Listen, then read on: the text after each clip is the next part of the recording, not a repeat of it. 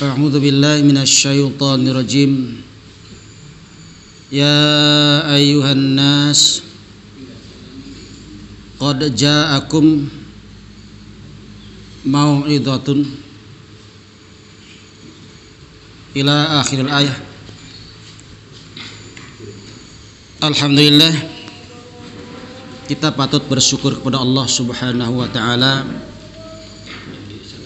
hingga pada pagi hari ini masih diberikan kesempatan oleh Allah Subhanahu wa taala untuk berada di dalam majelis. Mudah-mudahan malaikat menaungi dengan sayapnya mendoakan kita.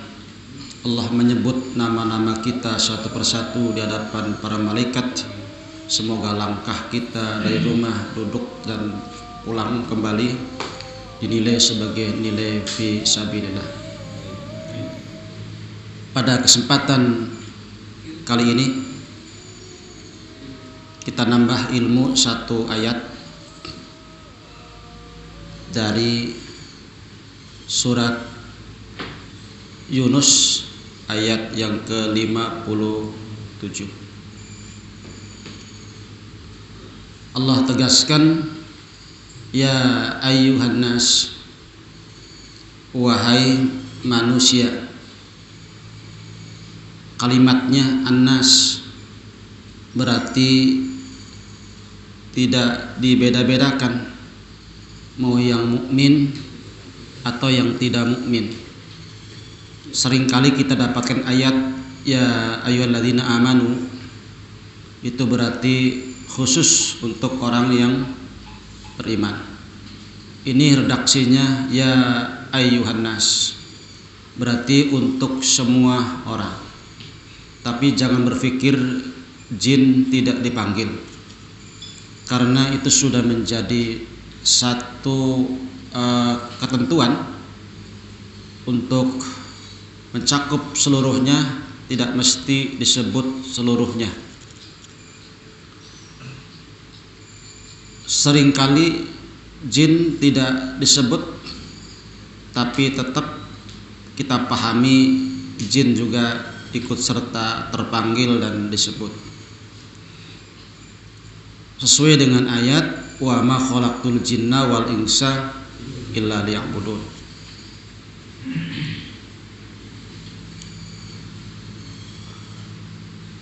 Ya ayyuhan nas, wahai segenap manusia. Qad ja'akum mau'idhah. Qad ja'akum mau'idhatum mir rabbikum. Telah datang kepada kalian mau'idhah. Kemudian wasifa lima fisudur, sifat. Yang ketiga wahudan, hudan. Dan yang keempat warahmah, rahmat. Merujuk kepada ayat ini, fungsi Quran di ayat ini disebutkan: satu, Quran sebagai mau'idhah, sebagai nasihat. Dua, sebagai sifaul lima fisudur, Quran sebagai obat penyakit hati. Tiga, Quran sebagai hudan, petunjuk agar manusia tidak sesat. Yang keempat, Quran sebagai rahmatun lil mukminin, rahmat bagi orang-orang yang beriman. Kita perjelas satu persatu dari kalimat-kalimat tadi. Kalimat mau'idhah sering kita baca terjemahannya adalah nasihat, dan biasanya dengan tambahan mau'idhah hasanah, ya, nasihat yang baik. Bila kita merujuk kepada praktek Nabi dalam berbagai hadis, dalam memberikan arahan kepada para sahabat, betul-betul menggunakan mempraktekkan yang namanya mau'idhah ini, yakni nasihat ucapan, anjuran, bimbingan yang betul-betul menyentuh kepada hati. Jadi mauidhah hasanah itu menyentuh kepada hati, muatannya dua, menerangkan tentang neraka dan tentang surga. Dua hal itulah yang membuat hati manusia sekeras apapun, bila Allah menghendaki dapat hidayah taufik, menjadi lembut. Dengan Quran, dengan mauidhah, dengan penjelasan Nabi dua hal tadi, yakni neraka dan surga, membuat para sahabat bila baca Quran menangis kalau mendapatkan ayat-ayat yang berkaitan dengan neraka. Kita juga tahu kalau baca ayat-ayat ini, oh isinya neraka, tapi kita mah biasa saja, karena belum sampai keyakinan itu di dalam hati kita. Berbeda dengan sahabat, sudah ini adalah bahasa mereka, bahasa Arab, mengerti makna dan maksud, kemudian Allah berikan kesadaran penuh ya kepada Rasulullah dan para sahabat, sehingga bila kita bandingkan iman kita dengan mereka, ya tak layak untuk dibandingkan, ya, tak pantas. Iman kita tidak seberapa dibandingkan iman para sahabat. Demikian ilmu kita, karena kita manusia yang tidak di zaman Rasulullah. Rasulullah tegaskan bahwa ingatlah kalian kepada dua perkara yang besar, amron, ya, aziman, amroini, azimaini, dua perkara yang sangat besar, yakni al-jannah wan nar, yaitu surga dan neraka. Surga besar dengan segala kenikmatan dan keindahannya. Surga itu hebat, besar, agung dengan segala keagungan, kenikmatan, kebesaran yang ada di dalamnya, termasuk nikmat terbesar adalah bisa melihat Allah Subhanahu wa taala.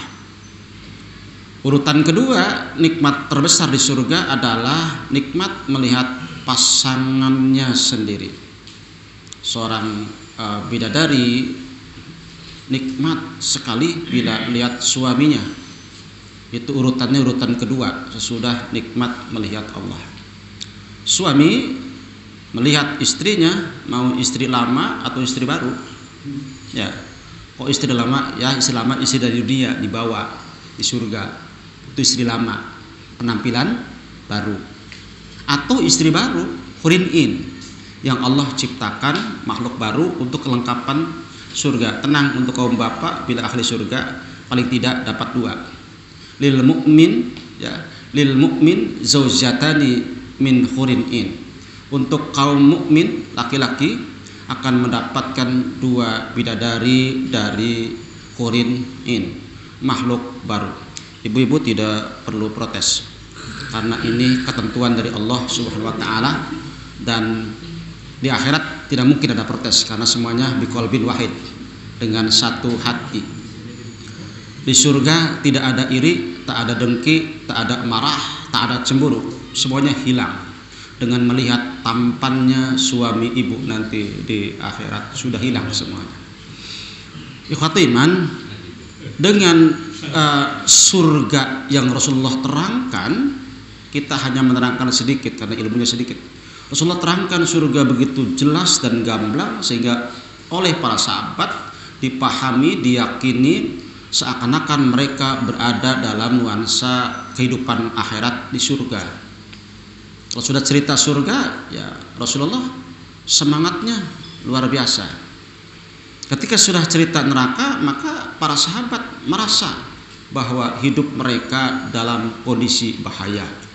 Kemudian mereka menjadi terterpa imannya luar biasa karena digembleng, dididik oleh Rasulullah.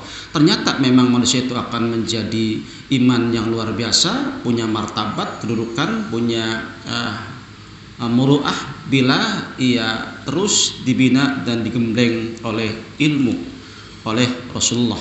Guru terbaik adalah Rasulullah. Generasi terbaik adalah generasi sahabat, karena digembleng, dibina, dibimbing oleh orang terbaik. Kita ini jangan bicara orang terbaik, ya. Kita ini generasi mendingan ada iman. Kita generasi mendingan ada iman. Tapi bukan pilihan kita, karena kita dipilih hidup di zaman ini, ya. Jadi kita kan tidak pernah minta hidup di zaman ini, tidak pernah minta ngajinya kudu di An-Nur, tidak. Allah takdirkan memang kita kumpul di sini, hidup di zaman ini, dan alhamdulillah diberikan keimanan. Mudah-mudahan kecintaan kita kepada mereka, para sahabat dan Rasulullah, kelak menjadi wasilah untuk bisa kumpul bersama mereka walaupun levelnya tak sama. Ikhwati iman, oleh karena itu mauidhah yang Rasulullah sampaikan betul-betul berhasil mendidik para sahabat menjadi khairun nas, sebaik-baik manusia.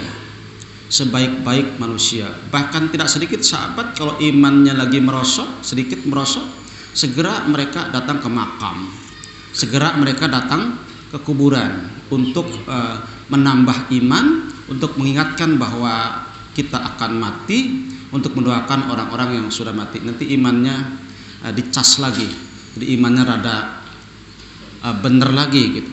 Kalau kita sekarang orang rame-rame ke makam, tujuannya bukan nambah iman, bukan nambah ingat mati, bukan mendoakan yang sudah mati, tapi melaporkan, ya, nasib kita dunia, lapor kepada yang sudah mati untuk minta tolong, minta sesuatu.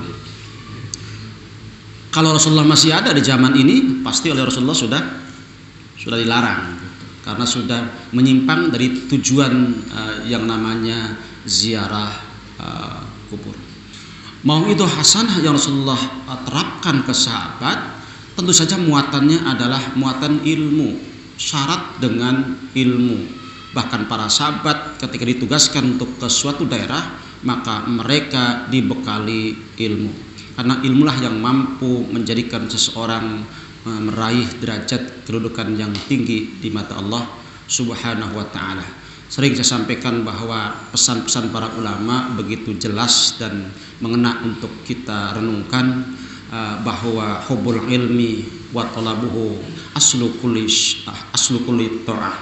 Cinta ilmu dan mengkajinya itu adalah dasar dari semua ketaatan. Ketaatan yang manapun harus berlandaskan ilmu. Bukan taat namanya kalau tidak pakai ilmu. Itu ungkapan Ibnul Qayyim dalam tausiah beliau tegaskan hubbul ilmi wa talabuhu aslu kulli ta'ah, bahwa mencintai ilmu dan mengkajinya, mempelajarinya merupakan dasar dari semua ketaatan.